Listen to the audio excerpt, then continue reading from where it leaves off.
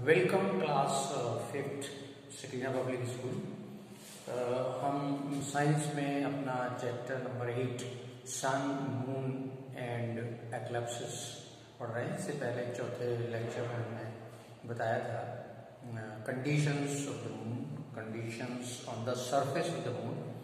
हमें बताया था कि वहाँ का एटमॉस्फेयर का क्या है भी कि नहीं, तो पता ही चला कि मून पर कोई एटमॉस्फेयर नहीं है, हवा नहीं है,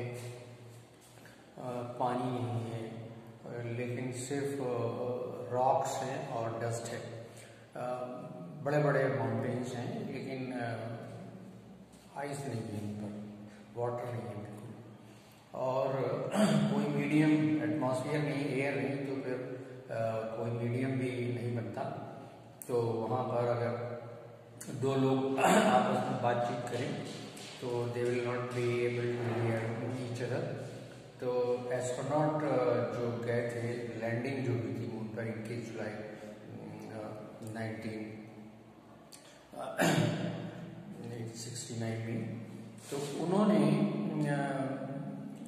जो बातचीत की एक दूसरे से, वो बातचीत उनकी रेडियो वेव्स के जरिए हुई थी। उनके पास एक रेडियो प्रोग्राम, रेडियो डिवाइस थी। तो रेडियो वेव्स को चलने के लिए किसी मीडियम की ज़रूरत नहीं पड़ती, तो वो रेडियो वेव्स से बात करते थे। और जब ये रेडियो वेव्स दूसरे आदमी के पास पहुंची थी तो उनकी डिवाइस इन रेडियो वेव्स को फिर से कन्वर्ट कर देती थी साउंड वेव्स में। इस तरह से वो एक दूसरे को सुन पाते थे या एक दूसरे से बातचीत कर पाते थे। उसके बाद हमने जिक्र किया था phases of the moon. Phases में हमने आपको बताया था कि कितनी फेजेस हैं। मैं एक बार लिखे देता हूँ।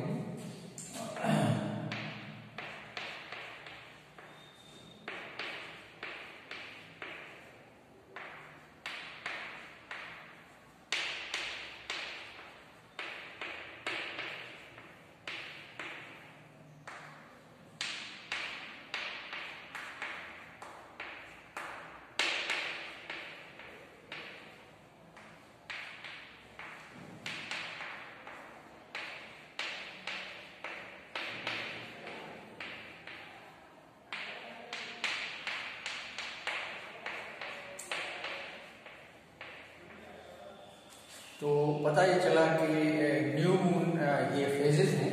यानी फेजेस का मतलब ये कि ये मून जो है ये खुद कोई ऐसा इल्यूमिनेटिंग बॉडी नहीं है, लेकिन ये चमकता है सूरज की रोशनी से, इल्यूमिनेट होता है। और हमने आपको बताया था कि ये मून जो है हमारी अर्थ का एक चक्कर तकरीबन 28 दिन में पूरा कर लेता है। और इसके दो घूमना जो है, दो है। एक तो ये अर्थ के चारों तरफ घूमता है, यानी इसका रिवोल्यूशन और रिवॉल्व करता है, और दूसरा इसका रोटेशन है जो इसकी अपनी एक्सिस पर है। उसका टाइम भी इसके रिवोल्यूशन के टाइम के बराबर ही है। और उसकी वजह से हमको, चूंकि ये अर्थ के चारों तरफ, हमारी अर्थ के चारों तरफ जो इसकी स्पीड है घूमने की हो, और इसके अपने रोटेशन की जो स्पीड है वो, ये दोनों बराबर होने की वजह से हमको सिर्फ एक ही फेस, एक ही साइड का मून हम हमेशा देखते रहते हैं। मैं आपको बताया था। और इस रोशनी पड़ने की वजह से इसके साइज का हमको अंदाजा होता है कि ये इसके साइज बदल रहे हैं। हालांकि सिर्फ जब सूरज की रोशनी इस पर पड़ रही होती है, और वो सूरज की रोशनी जिस हिस्से पर पड़ रही होती है, वो हिस्सा जब हमारी अर्थ के सामने होता है तो उतना ही हमको मून दिखाई देता है। तो एक कंडीशन ऐसी भी आती है मून की, जब इस पर पड़ने वाली रोशनी, हमारे वाला फेस हमारे अर्थ की तरफ नहीं होता, तो फिर ये हमें नहीं दिखाई देता, और ऐसी कंडीशन इसकी न्यू मून कहलाती है। उसके बाद ये होता है कि थोड़ा सा रोशनी वाला हिस्सा या थोड़ा सा रोशनी वाली साइड जिस पर रोशनी पड़ रही है, बहुत थोड़ी सी, वो हमारे सामने होती है, हमारे अर्थ के सामने होती है। तो ऐसी कंडीशन क्रिसेंट मून कहलाती है। ये है क्रिसेंट मून। हम कहते हैं पहली तारीख का चांद है, क्रिसेंट मून है।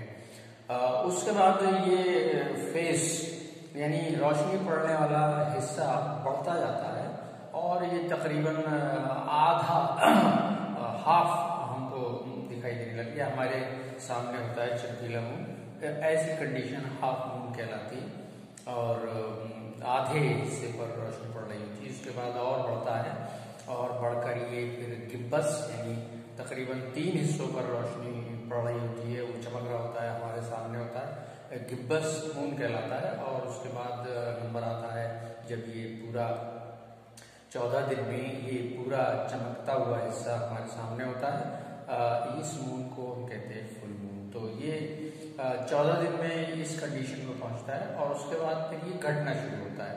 तो घटते घटते फिर ये गिब्बस में पहुंचता है, उसके बाद फिर ये हाफ में पहुंचता है, क्रिसेंट में पहुंचता है और फिर ओझल हो जाता है। ओझल तो नहीं होता, बल्कि जो इसकी चमक होती है वो हमारे सामने, हमारे अर्थ के सामने चमकीला हिस्सा नहीं होता, बल्कि अंधेरा हिस्सा हमारे सामने होता है। ऐसी कंडीशन न्यू मून अगले 14 दिन में, इस तरह से तकरीबन 28 दिन में ये दोनों साइकिलें पूरी हो जाती हैं।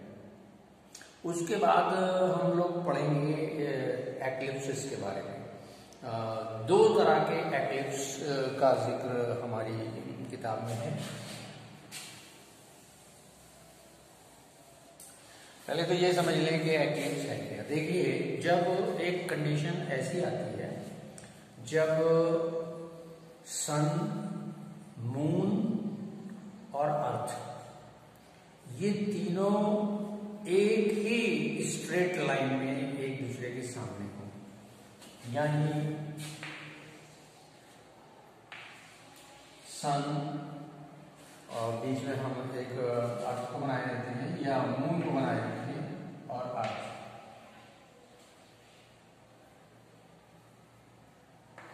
एक स्ट्रेट लाइन में जब ये तीनों आ जाते हैं तो ऐसे समय में हम कहते हैं कि ये एक्लिप्स में है।